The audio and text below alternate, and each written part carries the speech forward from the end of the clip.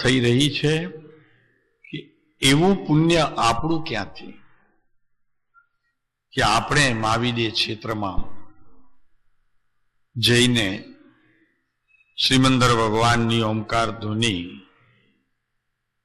આપણા ભાગ્યમાં હોય.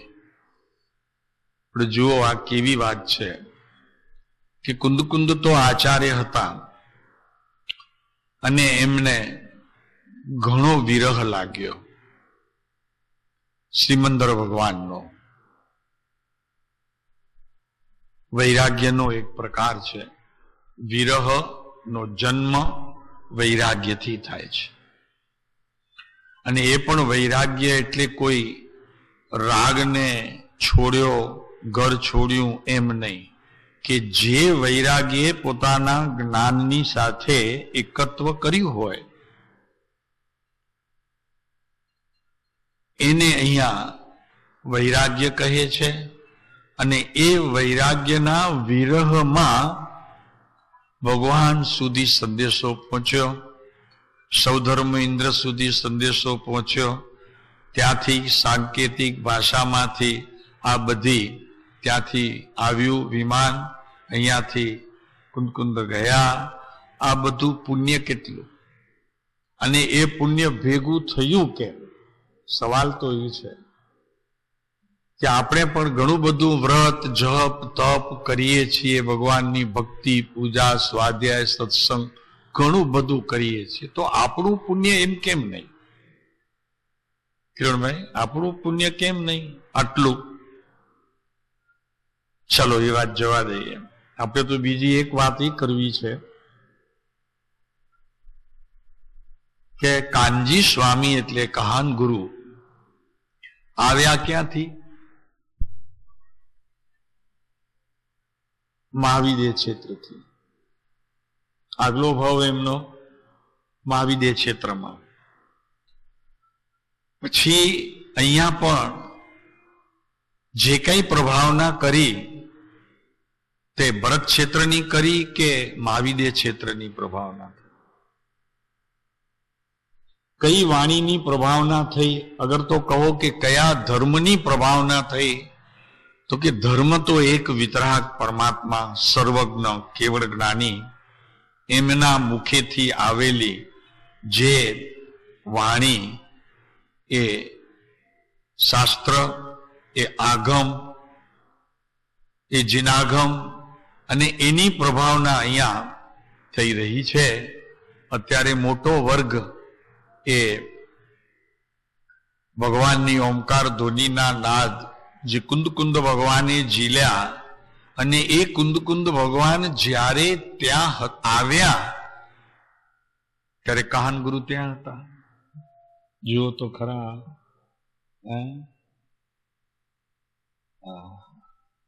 લોકો દૂર ભાગે છે એની વાત નથી,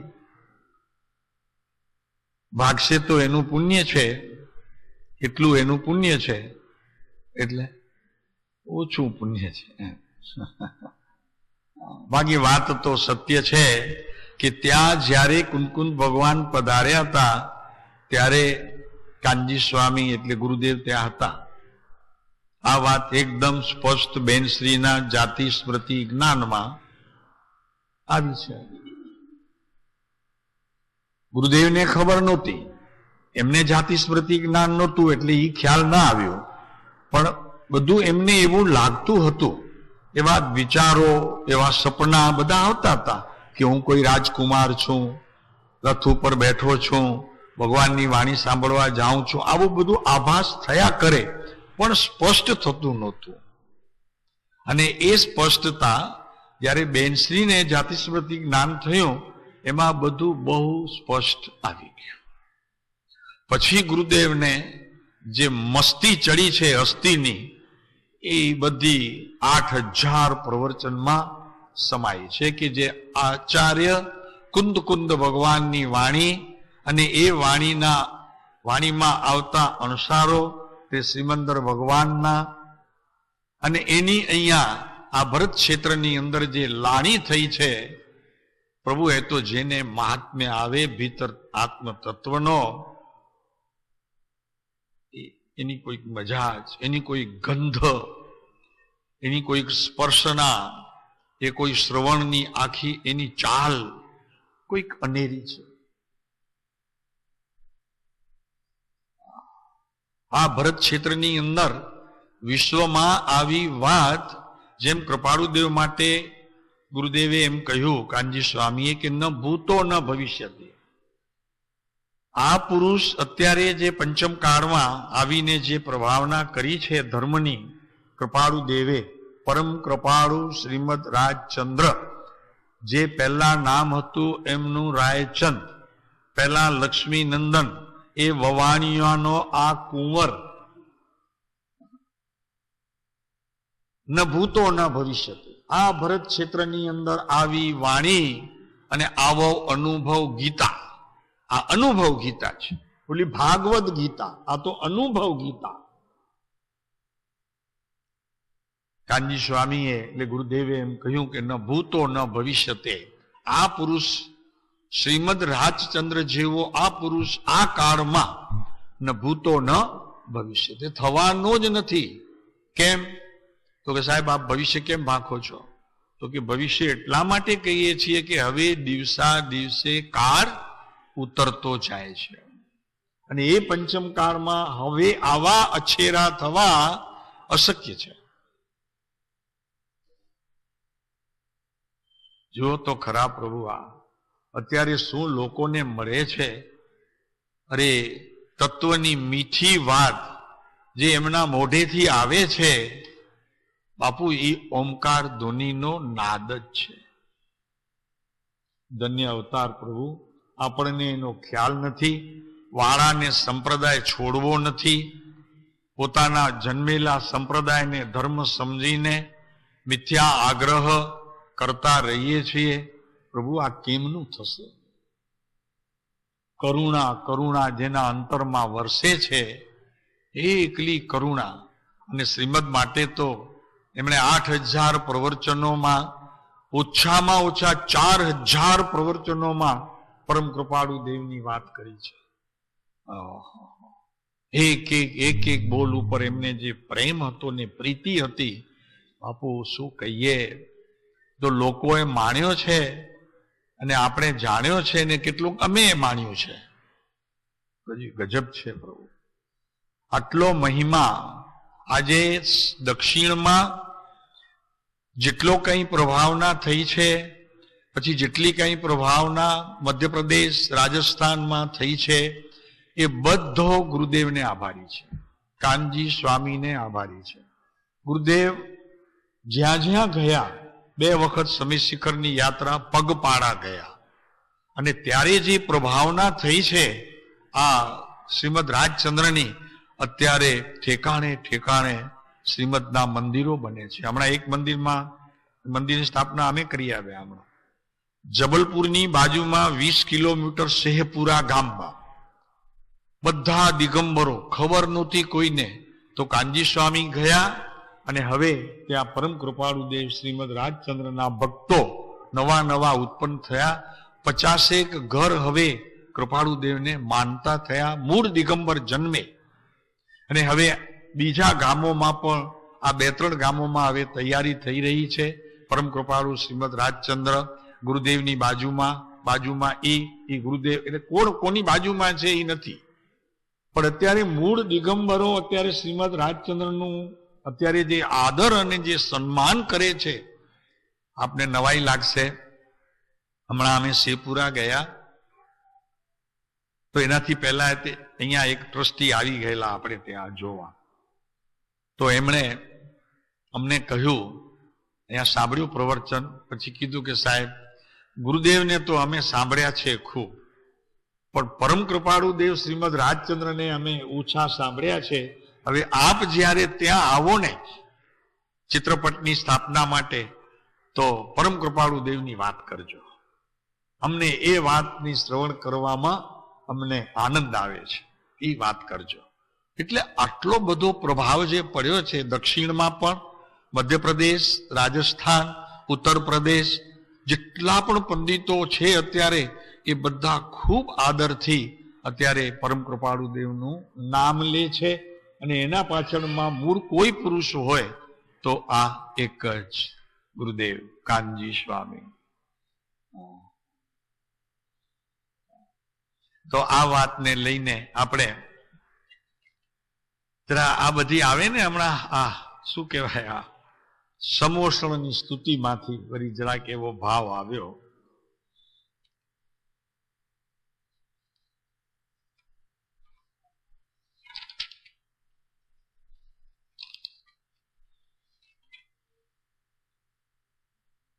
તો શ્રીમદ રાજચંદ્ર વચનામૃત એમાં ભાવનાબોધ ગ્રંથ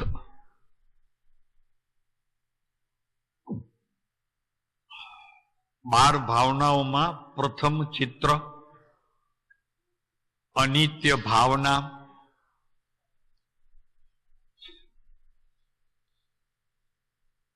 એક જીવ નામના પદાર્થને છોડી બાકી જેટલા કઈ તત્વ છે એ બધા તત્વ 8 એ બધા અનિત્ય છે.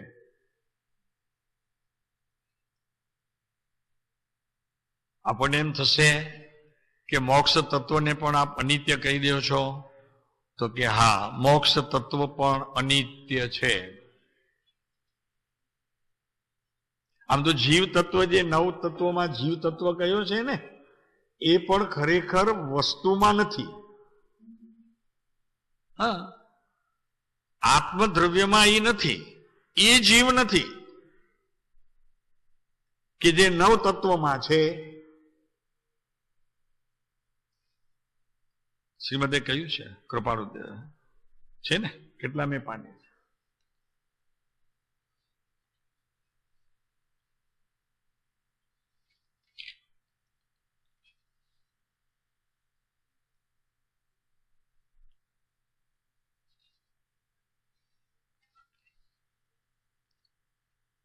(124) પત્ર એટલે કે શિક્ષા પાઠ 93, તત્વાવબોધ ભાગ 12મો અને વચનામૃતનું પાનું છે 124, 124.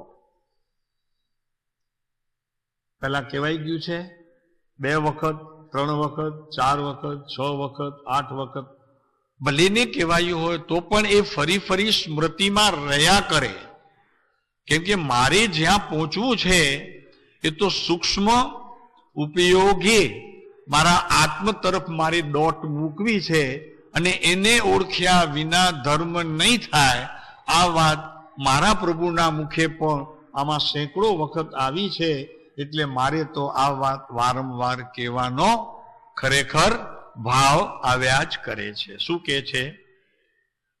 આ 9 તત્વનો પહેલા જે મૂક્યું છે ચક્ર, નામ ચક્ર, પછી એની નીચે હવે જુઓ એ બંનેને કઈ નિકટતા આવી છે. હા, કે કહેલી નિકટતા આવી છે. એટલે શું? તો કે મોક્ષ અને જીવ બાજુ બાજુમાં છે. એમાં વચમાં કૃપાળુ દેવે ચાઈ કરીને લીટી મૂકી નથી. મારા બેટા એ ગજબ છે. આ એ મારો ધણી છે ને, એને પણ કંઈક ને કંઈક સૂઝ્યા કરે એવું બધું. હા, કંઈક ને કંઈક કર્યા કરે. વચમાં લીટી જ નથી મૂકી. ત્યારે સર્વ સિદ્ધ થાય. જ્યારે નિકટતા આવે ત્યારે સર્વ સિદ્ધ થાય. એ નિકટતાનું સાધન શું છે? એ નિકટતાનું સાધન શું છે? તો કે સત પરમાત્મ તત્વ. કયું સાધન છે? સત, કે જે સદાય શાશ્વત છે, સનાતન છે, એવો જે પદાર્થ એ સત. અને એ કોણ છે? તો કે પોતે પરમાત્મા છે. એ પરમાત્મા છે. પણ પરમાત્મા છે તો એ પરમાત્મા તત્વ છે? તો કે 9 તત્વમાંનું તત્વ નથી, પણ પોતે પોતાનું તત્વ છે. એ રીતે પરમાત્મા તત્વ અહીંયા શબ્દ કૃપાળુ દેવે મૂક્યો છે. એક એક શબ્દ જ્ઞાનીઓનો જો આપણે ખરેખર વિચારીએ નહીં તો એનું મહાત્મ્ય આપણને સમજાય નહીં. જો હવે કૃપાળુ દેવે કેટલું કીધું કે પરમાત્મા તત્વ, સાહેબ ઓલું 9 તત્વનું, તો કે એ નહીં, પોતાનું તત્વ છે. જીવ પાસે એક પોતાનું પરમાત્મ સ્વરૂપ થવા યોગ્ય વિધિનું એક તત્વ છે. કેમ કે કોઈ પરમાત્મા તત્વ તીર્થંકર પરમાત્માના જ્ઞાનમાં હશે, પણ એ મારી પાસે આવે નહીં. અનંત જ્ઞાનીઓના પેટમાં એ પડ્યું હશે તો પણ એ તત્વ મને મારા કામ માટે પ્રદાન થશે નહીં. અરિહંત પરમાત્મા પાસે ઉત્તમ તત્વ છે, એ તત્વ પણ મારી પાસે તે તત્વ પ્રાપ્ત થશે નહીં. મારી પાસે તો મારું રહેલું પરમાત્મા તત્વ કે જે ખરેખર સત્ય છે, શાશ્વત છે, સનાતન છે, કદી પણ મારાથી એક સમય માત્ર પણ તે કદી છૂટો પડ્યો નથી, એવું પરમાત્મા તત્વ તે મને પ્રાપ્ત થશે. એટલે પરમાત્મા તત્વ લીધું, નવ તત્વમાંનું તત્વ નહીં. ભરતભાઈ સમજાય છે? પરમાત્મા તત્વ તો કે એ સાહેબ નવ તત્વનું તત્વ નહીં, મોક્ષ તત્વથી પણ આ વધુ? તો કે હા પ્રભુ, મોક્ષ તત્વથી પણ આ તત્વની વિશેષતા છે. કેમ કે મોક્ષ તત્વ એક સમયની અવસ્થા છે, જ્યારે આ પરમાત્મા તત્વ તો ત્રિકાળી ધ્રુવ સનાતન પદાર્થ છે, સદાય રહેવા યોગ્ય. નવ તત્વથી ન્યારો. હવે આગળ સદગુરુ તત્વ, સતધર્મ તત્વ એ પોતપોતાના છે બધા. સદગુરુમાં જે તત્વ છે એ પોતાનું છે, એના એ સ્વામી છે, આપણને એમાંથી એક અંશ પણ આપે નહીં. ભલે મોહન વિજયજી રાડો પાડે ને, એ માહેલું એક તત્વ જો આપો તો માટે, તે માટે શાબાશી. તો કે અમને શાબાશી જોઈતી નથી. ભગવાનનો ઉત્તર આવ્યો ત્યાંથી કે અમને શાબાશી જોઈતી નથી, અમે શાબાશી આમ લઈ લેશું. ધન્ય અવતાર પ્રભુ, આ શું છે જુઓ. આ ત્રણેય તત્વ, સદગુરુ તત્વ, પરમાત્મા તત્વ અને સદધર્મ તત્વ, કેવળ એક જ રૂપ થવા. જોયું? એ તત્વ જે પરમાત્મા તત્વના નામે અમે કીધું, ગુરુ તત્વ કીધું, ધર્મ તત્વ કીધું, એ બધું એક જ રૂપ થવા. આમાં ભેદ પાડવું સમજવા માટે, પણ ત્યારે અનુભવ કરવું અભેદ એકનો. શું કીધું? સમજાણો? ભેદ પાડું આ જ્ઞાન છે, આ દર્શન છે, એવા બધા ભેદ પાડું તો અભ્યાસ માટે. પણ જ્યારે હું અનુભવું ત્યારે તો એકને અનુભવું. બેનો બનાવે ને પૂરણપૂણી, તો પછી એની વાત જમતા જમતા ન કરાય, એનો ટેસ્ટ લેવાય. ટેસ્ટ કે ને મજા પડી જાય. પૂરણપૂણી આમ ઘીમાં બોળેલી હોય ને, આમ એકદમ મજા પડી જાય. કેસર બેસર નાખી, એલચી વેલચી નાખીને મજા પડી જાય. પછી એની વાત ન કરાય, એને ભોગવાય. નથી આવતું છોકરાઓ નાના ટપ ટપ ન કર, ટક ટક ન કર, ખાઈ જા ચૂપચાપ. માં કે છે, વઢે છે ઓલાને. તો કે માં, એ પછી રોટલી કેમ થાય એમ કરીને બહુ લાંબી વાત કરી, અહીંયા ટૂંકી વાત.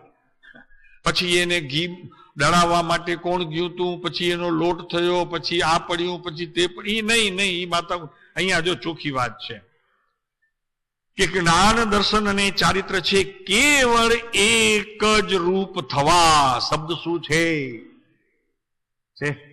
કેવળ એક રૂપ થવા. સર્વ સારમાં સાર, વિશ્વમાં કોઈ પણ તત્વ હોય તે આત્મ તત્વ છે, એમ નિયમ સારમાં કહ્યું છે. નિયમ સારમાં ગાથા 38માં કહ્યું છે. 38 બહુ સરસ છે. 38મી ગાથા, 50મી ગાથા એ કોઈ અદ્ભુત છે. એ બધી અમને લાગે કે આ કુંકુંદાચાર્ય ખરેખર ત્યાંથી જ કાગળ પેન્સિલ લઈ ગયા હશે, ત્યાંથી જ લખી લાવે એવું લાગે. 29 અને 50મી ગાથા નિયમસારની અદ્ભુત છે. તો એ નિયમસારની 29મી ગાથામાં કહ્યું છે કે સર્વ તત્વોમાં જો સારમાં સાર કોઈ પદાર્થ હોય તો તે આત્મા છે, ધન નહીં, 4, 8, 10 રૂમના બ્લોક નહીં, બંગલા નહીં. હા, શું કે છે? તારી મિલકત પ્રોપર્ટી નહીં, તારા છોકરા છૈયા નહીં. સારમાં સાર વિશ્વમાં વસ્તુ તો એક જ છે. શું છે? શું કે છે? શું છે સારમાં સાર? 3 તત્વનું એક ચિંતવન. ત્રણ તત્વ લઈને ભેદ રૂપે એક અભેદ એવા આત્માનું ચિંતન, એટલે કે તારું પરમાત્મ તત્વ એ સારમાં સાર છે. વિશ્વમાં બીજું કાંઈ સાર છે નહીં. આ વાત પકડે એની બલિયારી છે ભરતભાઈ, આ પકડે એની બલિયારી છે.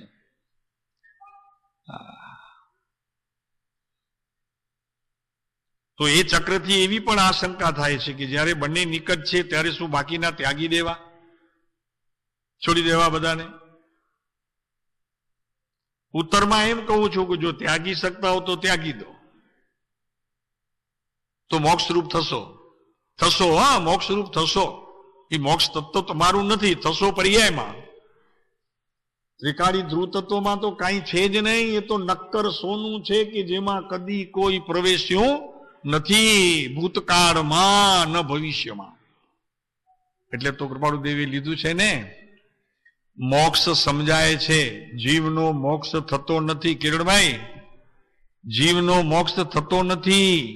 જીવ મોક્ષે નહીં જાય, મોક્ષ સમજાશે. તો અહીંયા એ વાત, તો મોક્ષરૂપ થશો. નહીં તો હે જ્ઞેય અને ઉપાદેયનો બોધ લો, તો એમાં આવી જશે કે ઉપાદેય તત્વ તો એક પરમાત્મ તત્વ તે ઉપાદેયમાં મૂક્યું છે કે જેને બીજી ભાષામાં પરિણમન રૂપે જો લેવું હોય તો પરમ પારિણામિક ભાવ, બીજો નહીં. પરમ પારિણામિક ભાવ એ પરિણમનમાં હોય. બીજો મોક્ષ ભાવ હોય એ નહીં, સિદ્ધ ભાવ હોય એ પણ નહીં. પછી બીજા ઔદારિક ભાવ તો ક્યાંથી હોય? 5 બીજા. પછી એવા ભેદ 13 પ્રકારના સંયમના ભેદ તો ક્યાંથી હોય? બસ એક પરમ પારિણામિક ભાવ તે તારો છે. કૃપાળુદેવે કહ્યું છે ને, શું કહ્યું છે ખબર છે? પારિણામિક ભાવ વાળો થા. બસ એમાં એકમાં તો બધું આવી ગયું. શું કીધું? પારિણામિક ભાવ વાળો થા.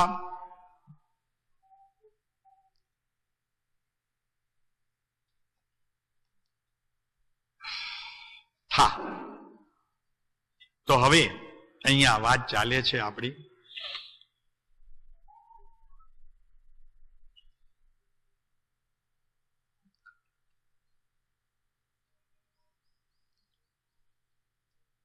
વિશેષાર્થ તો આપણે જોઈ લીધું, અને 329 નંબરનો પત્ર ચાલે છે આપણને વિચારવામાં.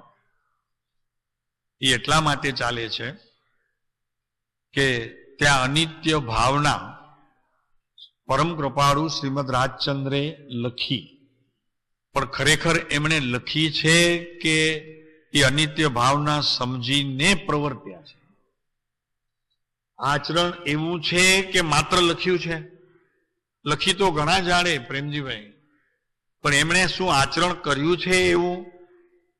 અનિત્ય ભાવના સમજીને કે આ બધું નાશવાન છે, જગતમાં દેખાતું બધું નાશવાન છે, કોઈ ચીજ જેટલી નજરે પડે એ બધું નાશવાન. જે નજરે નથી ચડતો એવો આત્મ તત્વ તે ખરેખર સનાતન શાશ્વત પદાર્થ છે. તો આપણે અત્યારે કાલે એ જોતા હતા 329 વચનામૃત, પાનું કેટલામું છે? હા, 316 પેજ નંબર 316. તો વિદ્યુત લક્ષ્મી પ્રભુતા પ્રતંગ આયુષ્ય તે તો જડના તરંગ પુરંદરી ચાપ અનંગ રંગ શું રાચીએ ત્યાં ક્ષણનો પ્રસંગ. તારા આયુષ્યની જો ગણતરી કરવામાં આવે ને તો જ્યારે 2000 સાગરોપમની યાત્રાની વાત આવે છે ને શાસ્ત્રમાં, કે નિગોદથી નીકળે કિરણભાઈ અને 2000 સાગર સુધી જો મોક્ષે ન જાય તો નિયમથી પાછો નિગોદમાં વયો જાય. એમાં 2 જ ગતિ મુખ્ય કરીને લીધી છે, 2 ગતિ, એક સ્વર્ગ અને એક નારકી. મનુષ્ય ગતિની એટલી મર્યાદા છે કે 2000 સાગરની સ્થિતિ આયુષ્યની મૂકે પરિભ્રમણની તો એમાં ગણતરી જ નથી આવતી, એટલે એને જવા દીધું શાસ્ત્રકારે. ન તિર્યંચ અને ન મનુષ્ય, ખાલી નારકી અને સ્વર્ગ. એમાંય મજા એવી છે કે આ જીવે એટલો બધો શુભ ઉત્પાદન કર્યું છે. ભક્તિ, સ્વાધ્યાય, સત્સંગ, તપ, જાપ, યાત્રા, તીર્થાટન, દાન, શીલ વગેરે અનેક પ્રકારની ક્રિયાઓ કરી અને એટલું શુભ ઉત્પન્ન કર્યું છે કે મોટો ભાગ તો ત્યાં રહ્યો છે દેવલોકમાં, એટલો નારકીમાં નથી રહ્યો. નારકીમાં તો એનાથી લગભગ 1/3. દાખલા તરીકે 100 ત્યાં તો અહીંયા 33 નારકીમાં. એટલે એને શુભ ભાવમાં કેટલી મીઠાશ વર્તે છે એ અહીંયા સિદ્ધ થાય છે કે દયામાં, દાનમાં, શીલમાં, તપમાં, યાત્રામાં, બરોબર છે, વ્રત જપ બધું, બધામાં, સામાયિકમાં, પ્રતિક્રમણમાં, પોષદમાં, બધું એટલું બધું એને વર્તે છે મીઠાશ કે ત્યાંથી છૂટતો નથી. અશુભથી તો હજુ છૂટ્યો, પાપના કાર્યમાંથી તો હજુ છૂટ્યો, પણ શુભ એટલો બધો મીઠો લાગે છે કે ત્યાંથી તે હજી એક સમય પણ આ ભાવમાં કહીએ તો છૂટ્યો નથી અને આત્મા તરફ વળ્યો નથી. એને આત્મા પ્રિય ગણ્યો નથી અને શુભમાં મીઠાશ સમજી અને ત્યાં પડ્યો રહ્યો છે. એની વાત ચાલે છે. ક્યાં રહ્યા છે મોટા પ્રેમજીભાઈ અત્યારે માણસો? દેવલોકમાં. કંઈક 1265. હા, 1265 સાગર તો દેવલોકમાં રહ્યો. નિગોદથી નીકળ્યો પછી બાકી કરો 2000 માંથી બાદ બાકી કેટલા થશે? 735. માત્ર 735 સાગરોપમ જે રહ્યો છે નારકીમાં. એના વચમાં જે તિર્યંચના ભવ આવ્યા, મનુષ્યોના જે ભવ આવ્યા, એ સાગરોપમની ગણતરીએ કોઈ વિસાત નથી. એટલે ટાઈમ ટેબલમાં તમારે મૂકવામાં આવ્યું. આ ટાઈમ ટેબલ છે, તમારું ટાઈમ ટેબલ બતાવ્યું આચાર્ય અહીંયા ભગવાને એની વાણીમાં, તીર્થંકર પરમાત્માની વાણીમાં આવેલી વાત છે. આ ટાઈમ ટેબલ બતાવ્યું તમારું કે ન તમારા મનુષ્ય ભવની કોઈ કિંમત છે, ન તમારા કોઈ તિર્યંચ ભવની કિંમત છે. બસ ખાલી 2 જ બતાવવામાં આવી, કેમ કે ગણતરી થાય એવી નથી. હવે આમ જો કે શાસ્ત્રમાં તો કહે છે કે 36 વખત મળે ખાલી મનુષ્ય ભવ, 36 વખત જ. તેમાં 12 વખત સ્ત્રી વેદ, 12 વખત પુરુષ વેદ અને 12 વખત નપુંસક વેદ. 36 ભવ જ તમને મળે 2000 સાગરોપમમાં.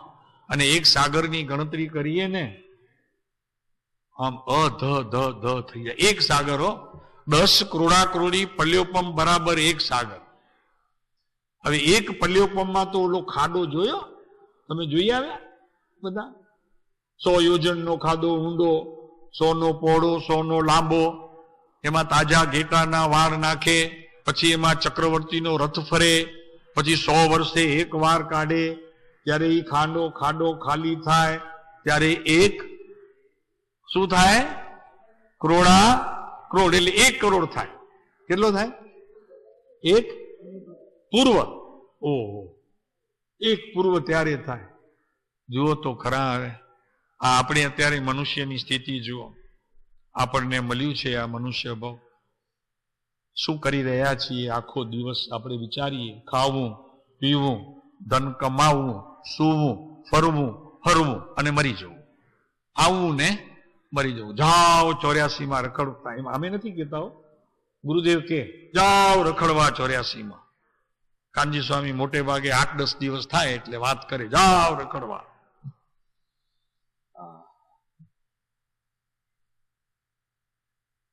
શું કરે? તો અહીંયા આપણી વાત ચાલે છે. લક્ષ્મીની તો વાત કાલે જોઈ, આયુષ્યની સ્થિતિએ આપણે જોઈ, પછી યૌવનની સ્થિતિએ પણ અહીંયા બતાવી, પછી જરા અવસ્થાની પણ વાત કરી, અને પછી નીચે સરવાળો કરી દીધો કે આ બધું તારાથી બહાર સમજ. તું અખંડ છો, અવિનાશી છો, માટે તારા જેવી નિત્ય વસ્તુને તું પ્રાપ્ત કર. એમ કરીને નીચે સરવાળો મૂકી દીધો કે હે જીવ, તને આત્મા જ પ્રાપ્ત કરવા જેવો છે, અને નહીતર અનંત વાર તું ચિત્તામાં સૂતો અને બળ્યો કા દટાયો, કા કોઈ કે ખાધું પીધું તારી બોડીને, બસ આટલામાં પૂરું થઈ જાય છે. હવે ભિખારીનો ખેદ સમજવાથી પહેલા આપણે જે મુખ્ય વાત કરી કે આ પુરુષે આ ભાવના લખી તો ખરેખર એમનું જીવનનું એ આચરણ હતું. લોકો એમ કે દીક્ષા નહોતી લીધી આ પુરુષે, તો આપણે જોઈએ કે દીક્ષા લેવી અને દીક્ષા આવવી અને અંતરંગ ચારિત્રની સ્થિતિએ પોતાને પ્રવર્તવું એ આપણે એમના જીવનમાંથી જોઈએ. 329 વચનામૃત.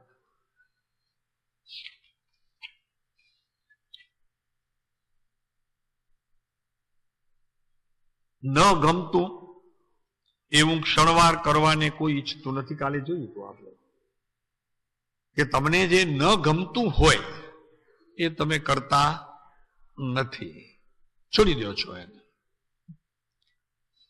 એ એમ સૂચવે છે કે પૂર્વ કર્મનું નિબંધન અવશ્ય છે, માટે આવ્યું છે સામે, કરવું ન કરવું તમારા હાથમાં છે, તમે એના માટે સ્વતંત્ર છો.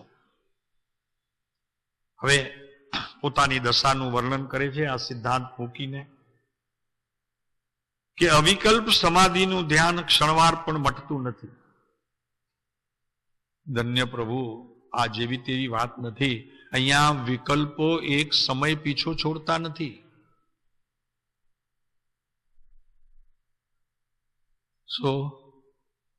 શું છે? કેટલા વિકલ્પોનો ટોળા, અસંખ્યાત નહીં. કેટલાય દિવસમાં તો ખબર નહીં, હજી અહીંયા બેઠા હોઈએ ત્યાં પાછા ક્યાંક ને ક્યાંક ચિત્ત ચાલી જાય. વિકલ્પ વિકલ્પ વિકલ્પ વિકલ્પ પીછો નથી છોડતા. જ્યારે આ પુરુષ કહે છે કે અવિકલ્પ સમાધિનું ધ્યાન ક્ષણવાર પણ મટતું નથી. આ પરમાત્મા તત્વને આ જીવ ન પહોંચે, ન પામે પરમાત્મા તત્વને, કે જેણે પરમાત્મા સાથે ખરેખર પ્રીત જોડી છે, એક એક એક એક ક્ષણ એમના માટે જેણે ફાળવી છે, લોકો ક્રિયામાં ફાળવે છે. આ પણ એક પ્રકારની ક્રિયા છે. આપ દેહ સંબંધીની ક્રિયામાં જોડાયેલા છો, આ જ્ઞાન સંબંધીની ક્રિયામાં જોડાયેલા છો.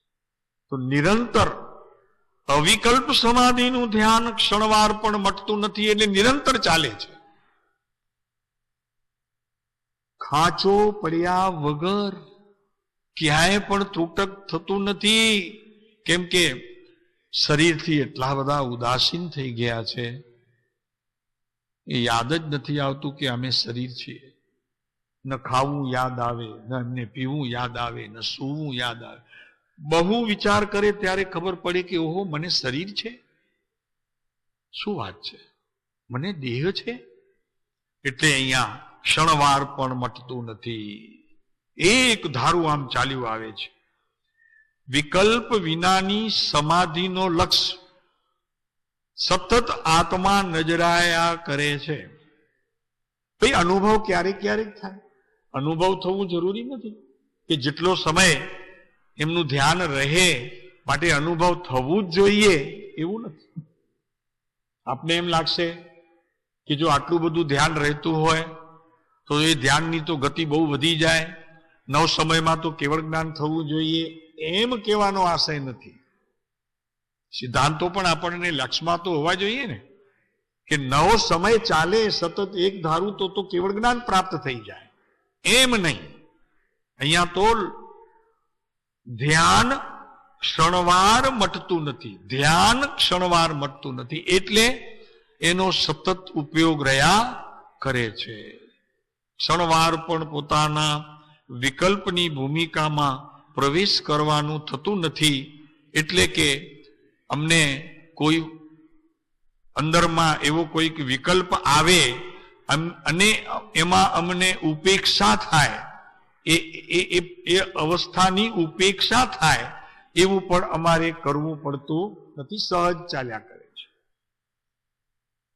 વસ્તુ નિરપેક્ષ છે, વાત જે આવે તે અપેક્ષિત હોય અને આમાં ઉપેક્ષા કરવી પડે તો ઉપેક્ષા કરીને અમને આ ધ્યાન મળતું નથી એમ નહીં, આ તો સહજ ક્રિયા પોતાના પરમાત્મા તત્વ સાથે એવી રીતે જોડાઈ ગઈ છે કે શું વાત કરીએ પ્રભુ, એ વાણીમાં આવે એટલો વિષય નથી, છતાં અહીંયા થોડુંક મૂક્યું છે.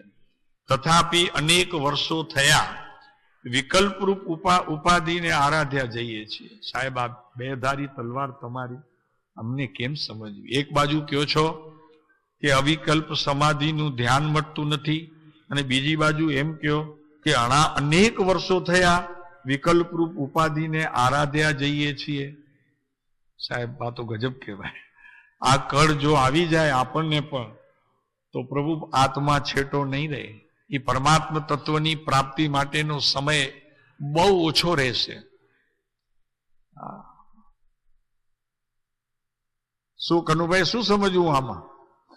તો સૌભાગભાઈને કેટલાય પત્રો લખે છે આજ વર્ષમાં, 25મા વર્ષમાં, તો કે અત્રે અમને સમાધિ છે, બાહ્ય ઉપાધિ છે.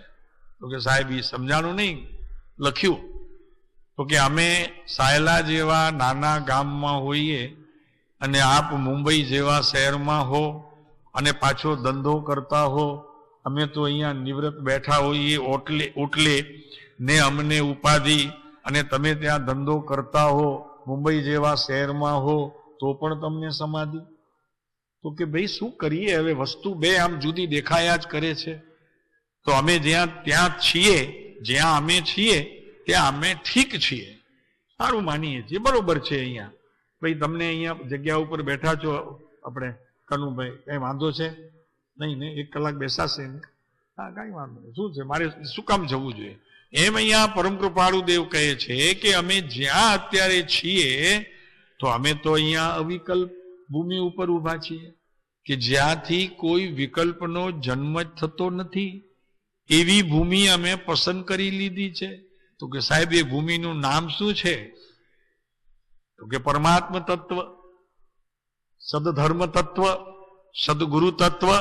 બસ અમે એ તત્વમાં પ્રવેશ કરી લીધો છે, એટલે અમને હવે બીજી કોઈ ભૂમિ માફક આવે એમ નથી. તો કે સાહેબ, આસન કયું હશે? શવાસન હશે, પદ્માસન હશે, અર્ધ પદ્માસન હશે, કયું આસન હશે?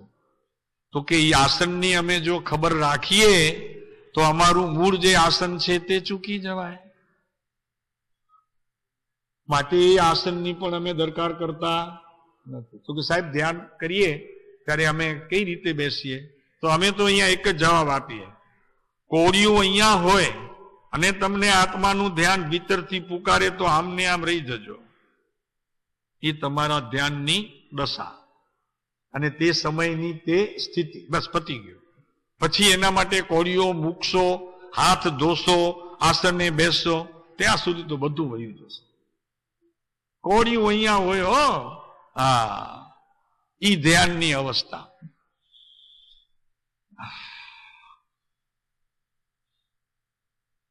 અનેક વર્ષો થયા વિકલ્પરૂપ ઉપાધિને આરાધ્યા જઈએ છીએ.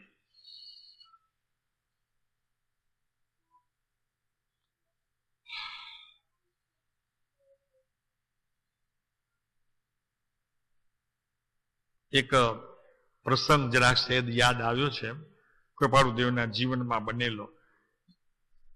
ભાઈ, આ તો કોઈ અમદાવાદના છે, હરકોરબેન કરીને, તમારે ઓળખો છો તમે? હરકુંવરબેન નામ છે. તો એ હરકુંવરબેન વવાણિયા ત્યાં રહેતા હતા. વવાણિયા હતા અમદાવાદના, પણ કૃપાળુદેવ પાસે વવાણિયામાં અવારનવાર જાય તો ત્યાં રહ્યા હતા. તો એ વવાણિયાની અંદર એક જગુભાઈ કરીને વોરા રહેતા હતા. વોરા એટલે સરનેમ વોરા, વોરા એટલે ઓલા જાતે વોરા નહીં, સરનેમ અટક વોરા હતી, અને એમનું નામ હતું જગુભાઈ. તો એમના ઘરની બાજુ એમનું એક પાછળ ખેતર હતું. તો એમાં માટી કાઢવા માટે એક ખાડો પાડ્યો હશે ને, ક્યાંક ઓલી વાડ કરવી હશે તો ત્યાં લઈ ગયા હશે એ માટીને, તો ખાડો પડી ગયેલો. તો કૃપાળુદેવ મોટે ભાગે એ ખાડામાં, વવાણિયા જ્યારે હોય ત્યારે એ ખાડામાં બેસી જતા. એકાદ ટૂલ પછી કોઈ મૂકી દે, જ્યારે ઉપર આવવું હોય તો ટૂલ ચડીને ઉપર આવતા હતા. હતા અમદાવાદના, પૂછા કરજો. અને પછી લોકોમાં જરી વવાણિયામાં ગણગણાટ થાય તો કે જુઓ આ 25મા તીર્થંકર છે, હમણાં આ ખાડામાંથી પ્રગટ થશે. લોકો શું કે અહીંયા ખાડામાંથી હમણાં આ 25મા તીર્થંકર પ્રગટ થશે, એમ લોકો કટાક્ષ કરે. ત્યારે કૃપાળુદેવ બહાર આવે અને કૃપાળુદેવ કે તમે મને 25મું શા માટે નંબર આપો છો? મારો તો નંબર જ નથી. ઓલા પહેલા થાય, બીજા થાય, ત્રીજા થાય, એમ 24 થાય, 25માં તો છે જ નહીં. એવું કટાક્ષ ન કરો, તીર્થંકરનું અનાદાર છે, આવી વાણી આપણાથી ન બોલાય. પણ હું તો ક્રમમાં જ નથી, હું તો અક્રમ છું. અક્રમી મારો વ્યવહાર છે. સમજાય છે આમાં? 1 2 3 4 તો પછી એમ થઈ જાય ને કે પહેલા વધુ સારા, બીજા વરી એનાથી એમ નહીં. આ તો હું તો અક્રમમાં છું એમ કયો. હા, તમે એમ કયો હું અક્રમી તીર્થંકર છું. અને એ 85 વર્ષના બાઈએ જ્યારે આ વાત કહી છે ત્યારે એમણે હજી બરોબર યાદ છે, 85 વર્ષની એ બાઈની ઉંમર હતી ત્યારે એમણે બરોબર કીધું કે હું બેઠી હતી કે સામે, જ્યારે એટલે સામે ઊભી હતી, આવવાના છે, બા ટૂલ મૂક્યું ને આવવાના, તો કે એ જે નજર મારા પર પડી છે એમની કરુણા ભરી, એ મને અત્યારે 85 વર્ષની ઉંમરમાં પણ મને હજી ઓલી દ્રષ્ટિ આ પુરુષની નજરાય છે. હું તે દિવસની ધન્ય થઈ છું, મને મૃત્યુનો ભય નીકળી ગયો છે. અને બાળકોને કહી દીધું છે કે કોઈ દવા મારા મોઢામાં નાખતા નહીં, અને ગમે તેવી સ્થિતિ થાય હોસ્પિટલમાં લઈ જતા નહીં. આ 65 વર્ષની ઉંમરમાં બનેલી ઘટના 20 વર્ષ પછી એ બેને બધું લખીને મૂકી દીધું, દીકરાઓને આપી દીધું કે હું એક દ્રષ્ટિથી જીવું છું. કેવી દ્રષ્ટિ પડી હશે કૃપાળુદેવ? તો કે કરુણાથી સભર એ દ્રષ્ટિ હું આજે 85 વર્ષની ઉંમરમાં ભૂલી નથી.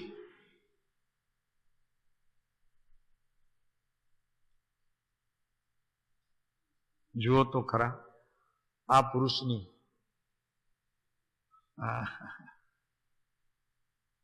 લેવે કો ન રહી ઠોર ઉપર છે ને, ત્યાગી વે કો નાહી ઓર બાકી કહા ઉભર્યો જો કારજ નવીનો હે. કાંઈ નવું નથી થયું. આ તો અંતરથી કરુણા બીની આ વાત આવે ને દ્રષ્ટિમાં, એ તો જેને દ્રષ્ટિ મળી હોય ને એ ભોગવે, પાછો બીજો ભોગવી ન શકે. એ તો એને મહાત્મ્ય હોય તો દ્રષ્ટિ, બાકી તો દ્રષ્ટિ ઘણા ઉપર કૃપાળુદેવની પડતી હતી.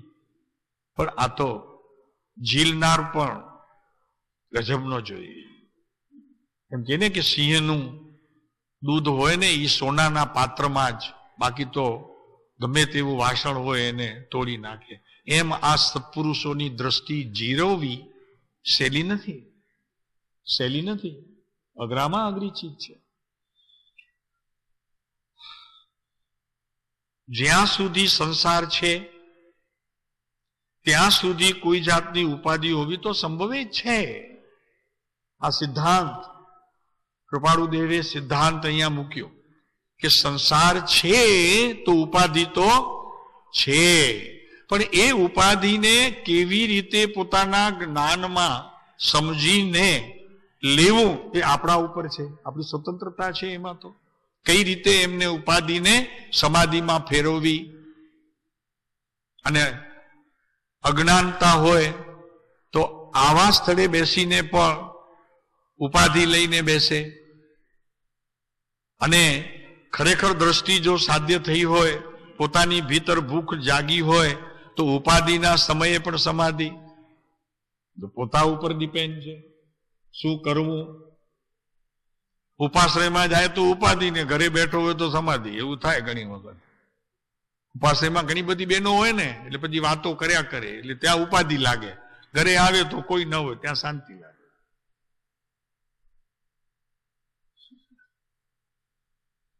જ્યાં સુધી સંસાર છે ત્યાં સુધી કોઈ જાતની ઉપાધિ હોવી તો સંભવે છે, આ મહાસિદ્ધાંત. તથાપિ અવિકલ્પ સમાધિમાં સ્થિત એવા જ્ઞાનીને તો તે ઉપાધિ, પાછળની નીતિ વાત શું છે કિરણભાઈ? કર્મને બાંધતી નથી, એટલે કે પોતે બંધાતા નથી. લ્યો, આ કઈ જાતની રીત હશે? ઉપાશ્રયમાં બેઠો કર્મ બાંધે, દુકાનમાં બેઠો ધર્મ બાંધે. મારા બેટા ગજબ. તો કે સાહેબ કયા છેડા તો બતાવો, એકાદ છેડો તો અમને બતાવો, અમે બાંધી લઈએ. તો ભાઈ આજ તો કહીએ છીએ, આજ કહીએ છીએ. બહારના કોઈ સ્થાનમાં ધર્મ થઈ શકે કે હોઈ શકે એવું છે નહીં. ધર્મ તો તારી આત્માની સ્થિતિ અને તે સમયનું જે પરિણમન છે એ પરિણમનને આધારે ધર્મ ને કર્મની વ્યાખ્યા ચાલે. કોઈ જાતની ઉપાધિ હોવી સંભવે છે. તથાપિ અવિકલ્પ સમાધિમાં સ્થિત એવા જ્ઞાનીને તો તે ઉપાધિ પણ અબાધ્ય છે. આત્માની મોકળાશ વર્તે છે ને, ઘણી જગ્યા છે, સમાવાની ઘણી જગ્યા છે. આત્મામાં એટલી મોકળાશ છે અને પાછું એ રાખે તો એમને પરેશાન ન કરે. હા, જ્ઞાનીઓનું એવું છે કઈ, એટલી શાંતિથી પડ્યો હોય ભાવ, એ ભાવ ઉદયમાં ન આવે, ઉદીરડામાં ન આવે, ક્યાંય ન આવે ને પડ્યો રહે. જ્ઞાની કે તું જા ત્યારે જાય. મારા બેટા ગજબ કરે છે. કઈ દોસ્તી કર્મોની સાથે આવી દોસ્તી? કિરણભાઈ એમને કે જા તું ત્યારે જાય, ત્યાં સુધી બેઠો રે, વાંધો નહીં, તારી ઉદયની સ્થિતિ પૂરી કર, તારી ઉદીરણાની સ્થિતિ પૂરી કર, પછી અમે તને કહેશું ત્યારે તું જાજે. આવી ઉપાધિ પણ સમાધિને લાવીને મૂકે અને આત્મા ભોગવટા રૂપ થાય એવી યોગીઓની આ એક યોગ રૂપી ક્રિયા કોઈ ગજબની તાસીર છે. એમાં ગજબની તાસીર છે, અદ્ભુત તાસીર છે. પણ એમાં એક વસ્તુ છે, એક વખત તમને સમજવું પડે. તમને જ્યાં સુધી સમજતા નથી ત્યાં સુધી આ યોગની ક્રિયા સમજાય ખરી, પણ આદરવું બહુ કઠણ પડે. અને ક્યારે સમજાશે? તમે જ્યારે તમને સમજશો ત્યારે. આપણે શું નામ? વિશાલ. તું ઓળખે જ તને? તું તને ઓળખે છે? વિશાલને તું ઓળખે છે? અમારા જે જમાઈ થાય એને ઓળખે છે? વિશાલ તું ઓળખે છે એને? અમે ઓળખીએ છીએ, પણ તું ઓળખે છે? તું રીનવ, તું તને ઓળખે છે? તને ઓળખે છે? તને ઓળખે છે? કોણ છો તું? હવે હા પાડી તો કે કોણ છો? રીનવ. એમાં શું છે? રીનવ. આમાં બતાવ, રીનવ ક્યાં છે? આખા શરીરમાં અમને બતાવ, કઈ જગ્યાએ રીનવ છે? વાંધા પડે મોટા. જીવ બધાને ઓળખે, વિશ્વમાં તમામ જીવોને પોતાને ઓળખતો નથી. અને મજા ઈ છે કે પોતાને ઓળખ્યા વગર બીજા ઓળખાતા પણ નથી. માત્ર લક્ષ્ય નથી, પોતા તરફ લક્ષ્ય નથી જતો. બસ આટલી ભૂલ છે. હું બધાને ઓળખું, સારા આખા ફરિયામાં, મને જ ન ઓળખું. જ્યારે જ્ઞાનીઓ કે છે કે તું તને ઓળખ્યા વગર આમને ઓળખે કેવી રીતે? હા, તો એક વખત તમે તેને સમજો, પછી બહારનું બધું ધૂળ ધાણીને વા પાણી છે. લ્યો, આ કરમસિંહભાઈ કરોડો ધૂળ ધાણીને વા પાણી બધા અહીંયાના અહીંયા એ પડ્યો છેલ્લે શમશાનમાં સૂતો લાંબો થઈને, ભડ ભડ ભડ ભડ અગ્નિમાં બધું ખતમ. પોતે ન ઓળખ્યો પોતાને તો આ દશા. જુઓ, બધું ધૂળધાણી. અને જેવા તમને ઓળખશો ને, જે એકલતા એકલાપણું રહેવું તમને જે ગમતું નહોતું ને, એ એકલતા ત્યાં પ્રાપ્ત થશે ને તો ત્યાંથી બહાર આવવાનું મન થાય, નહીં થાય. આ તમે તમને જ્યારે ઓળખશો ત્યારે એ જ એકલતા તમને ખાવા ધાતી હતી, હવે એ જ એકલતા તમને એટલી સુંદર લાગશે કે ત્યાંથી ઉઠવાનું, બહાર જવાનું મન નહીં થાય. ભૂખ મટી જશે, પાણીની તરસ મટી જશે, કોઈ સ્થાનનો ખ્યાલ નહીં રહે, કાંઈ જ ખ્યાલ નહીં. એવી એકલતા મીઠી અને સુંદર મજાની લાગશે. એટલું જ નહીં, આમ કે ને સજાવેલી લાગશે, આમ સજાવટ ભરેલી લાગશે. બસ એને જોયા કરીએ, માણ્યા કરીએ, બસ માણ્યા કરીએ. એટલી સજાવટ હશે. અહીંયા તમે શું સજાવો? બહુ તો તોરણ બાંધો, આમ આડા ઊભા બધા, એ નહીં. એ સજાવટ તો એવી છે કે જે તમે કદી પણ પહેલા એને જોઈ નહીં હોય એવી સજાવટ છે. કેમ કે આત્માનો એક ગુણ છે, સીધો અનુભવ નહીં કરાવે, પહેલા વૈભવ દેખાડશે. સમજાય કિરણભાઈ? પહેલા વૈભવ આવશે, એ દેખાશે, ત્યારે તમને લાલચ લાગશે. અને લાલચ લાગશે એ પછી વૈભવમાં જો અટક્યા તો પાછું 2, 4, 6, 8, 10 ભાવ, અને વૈભવમાં કઈ અટક્યા નહીં, અને જેમાંથી આ વૈભવની પ્રાપ્તિ થઈ છે ત્યાં જઈને બેઠા એકલતા લાગતી હતી ને. એકલા એકલા કેમ ગમે? એટલે તો આજો ને કરમસિંહભાઈ આ બધાને ભેગા લઈ આવે. આટલા એકલા ન રહેવાય એમનાથી, બધા સાથે જોઈએ. કેટલા દિવસ સુધી બાપુ આ દેહ સાથ આપે ત્યાં સુધી, પછી તો એકલો આવ્યો ને એકલો જાય. શું કરે?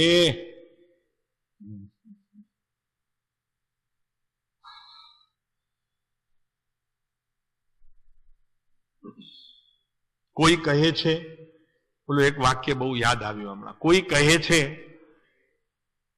કાંઈ છે નહીં, આ બધું કાંઈ છે નહીં. કોઈ કહે છે કાંઈ છે, કાંઈક તો છે અહીંયા, કાંઈક તો છે. હવે કોઈ કહે છે કાંઈ નથી અને કોઈ કહે છે કાંઈ છે, એની વચમાં જે છે તે કંઈક છે.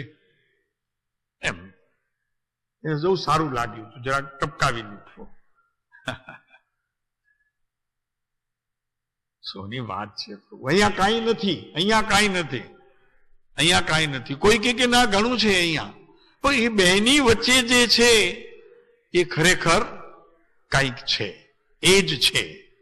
એમ અહીંયા છે કે એક બાજુ દેહ છે, એક બાજુ આત્મા છે, એક બાજુ સંસાર છે, એક બાજુ સંસાર છૂટવાના ટાણા છે. હવે એ બધાની વચ્ચે જે કાંઈ છે તે તો જરૂર છે, કારણ કે એ જ આ સિદ્ધ કરે છે કે તારી આજુબાજુ આટલું બધું વર્તુળ છે, બીજું કાંઈ છે નહીં.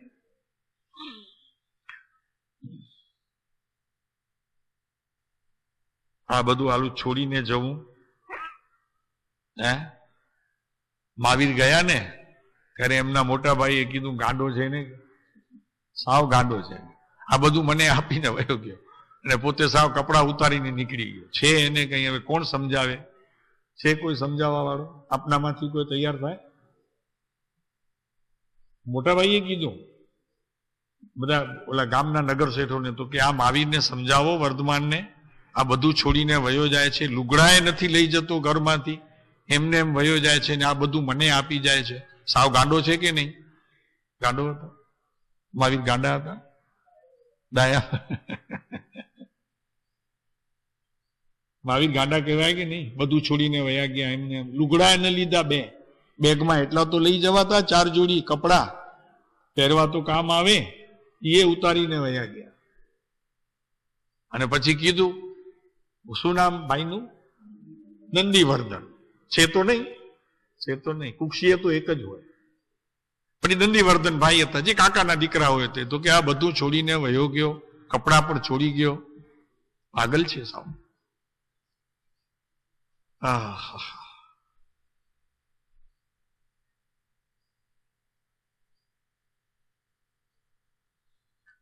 કેવું કેવું બને છે. આ દેહ ધારણ કરીને જો કોઈ મહાન શ્રીમંતપણું પણ ભોગ્યું નથી, જો કે કોઈ શ્રીમંતપણું ભોગ્યું નથી. સાહેબ આટલા પૈસા હતા, આપણને ભોગતા ના આવડે ને શું કરે? ઘણા એવા હોય પોતાની પાસે પડ્યું ગણ્યું હોય, પોતે કાંઈ ન ભોગવે. એટલે હોય ભાગ્યમાં તો ને.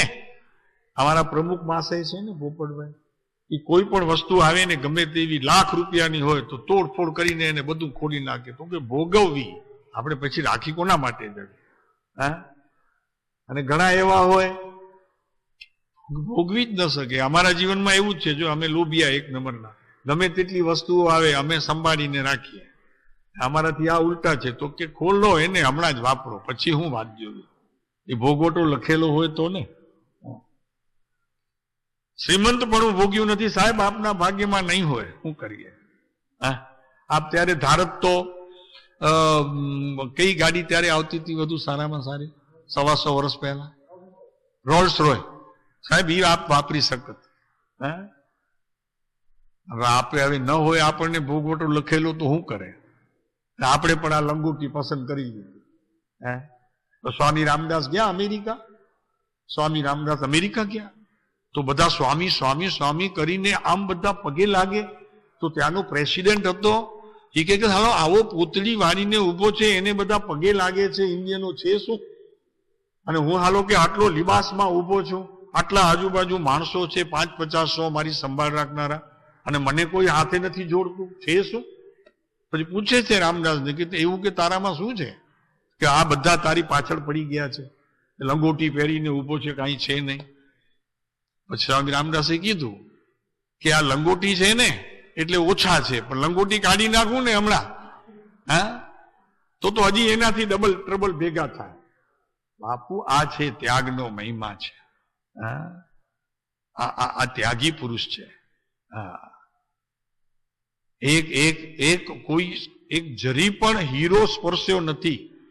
અરે હીરો તો સ્પર્શ્યો નથી, પણ હીરો પોતે જોતા જાય તો એનો ભાવ પણ અંદરમાં ગયો ને પ્રવેશ્યો નથી કે આ સારું છે ને આ નરસું છે. કીધું ખરું કનુભાઈ, પણ એ ભાવ અંદર પ્રવેશ્યો નહીં, બિલકુલ જરા બી નહીં.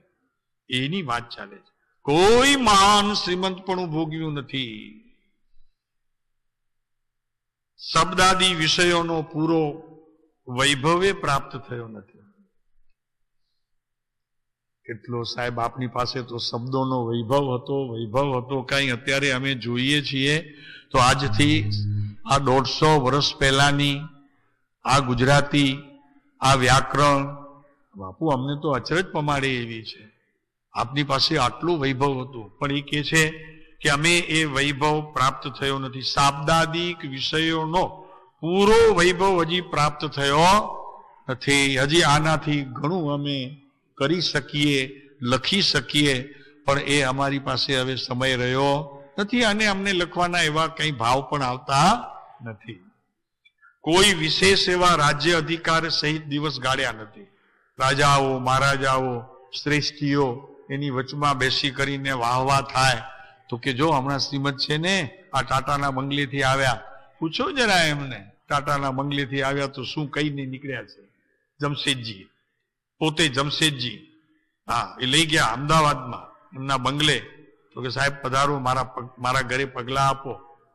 તો ગયા, બધું બતાવ્યું. હવે ત્યાંનું તો તે જમાનાનું બધું ઘર ને ફર્નિશ તો ત્યાંનું હતું બધું, બ્રિટન ટોટલી આવેલું બધું.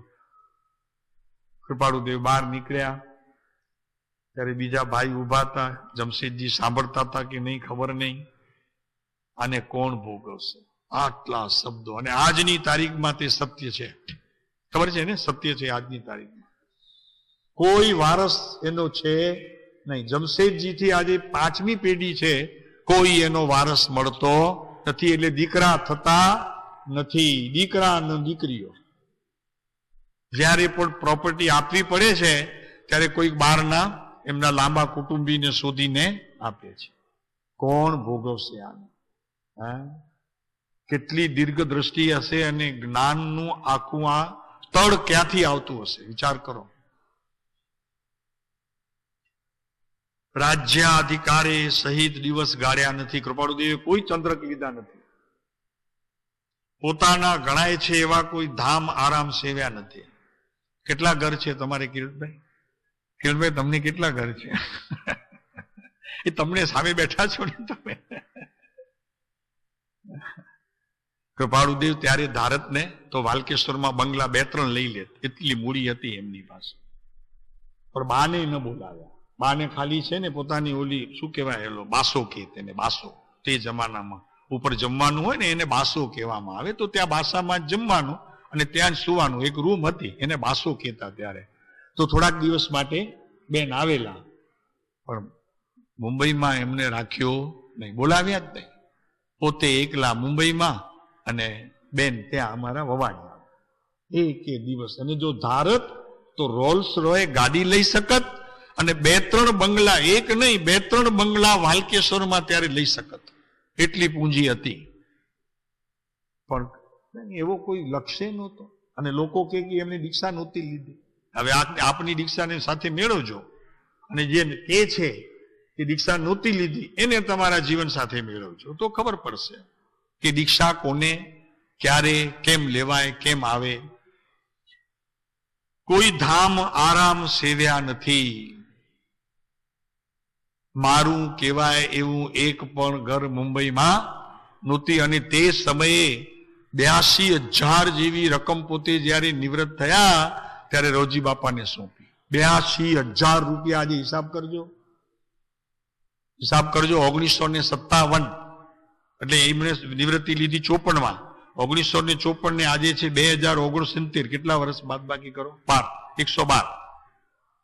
112 વર્ષ પહેલા 82,000 રૂપિયાની આજે કિંમત કરજો. તમે જરા કોમ્પ્યુટર લગાડજો. જે સમયમાં સોનું 6 રૂપિયા ને 7 રૂપિયા તોલો હતો અને જમીનના ભાવ મુંબઈમાં 1 આનો ને 2 આના વારના હતા. હવે પૈસા લગાડજો તમે. એક જગ્યા નહીં, એક ગાડી નહીં, એક રૂમ નહીં, એક ગાદલું નહીં, એક ઓશિકું નહીં, એક ઓઢવાની ચાદર નહીં, કાંઈ જ નહીં. જે વવાણિયાથી આવ્યું એ ચલાવતા હતા છેવટ સુધી.